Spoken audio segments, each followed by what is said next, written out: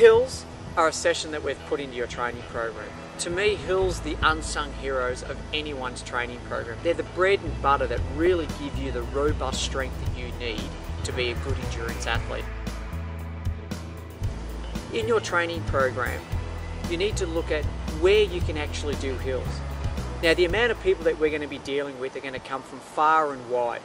Some may not even have hills. Some may have nothing but hills. You have to use your best discretion when it comes to working out where you will do your hill repetitions. The gauge that I'm going to give you is to find a gradient that is no greater than 10%. If you can't find anything at that, take the next best option with what you've got. Sometimes you just need to make the best of what you have.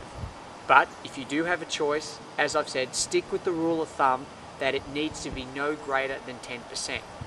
As far as the length of the hill goes, you need to find something that is roughly between 200 to 400 metres in length. I've stated on your training programs 300 metres, but that's in the perfect world if you can find it. If you can't find something that is of that length or something that is greater, take the next best option that you have. When it comes to the hill repetition itself, the objective is to run up the hill as hard as you can. Then you are to jog back down and do the hill repetition again.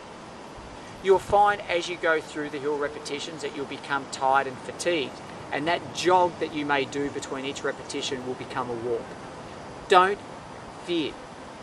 The actual quality of the session is the rep, you putting in that hard effort. The great thing I love about hills, not only do you get the physical element from it, but also the mental element from it. When your quads are starting to burn as you're heading up into your 4th, 5th and 6th repetition, your mind starts to play games with you. It's up to you to tell your mind to relax and focus on getting the job done. This will be what you will be challenged with when it comes to the marathon. Make sure that you do not let your mind win. Make sure that you can deliver what you need to do. Now, we know everyone isn't going to find the perfect hill. On your training program, I've put down that you should do a hill that's roughly 300 metres.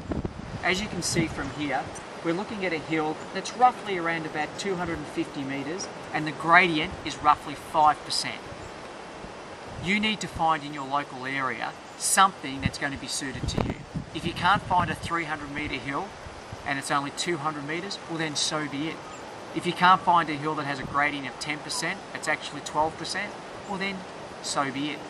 Find what you have and just work with that.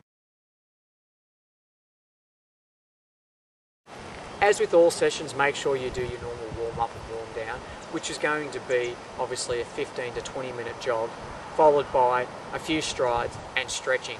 The great thing about hills is it's not explosive on your body where there is going to be a tendency to actually tear hamstrings or tear calves because you're running up a gradient.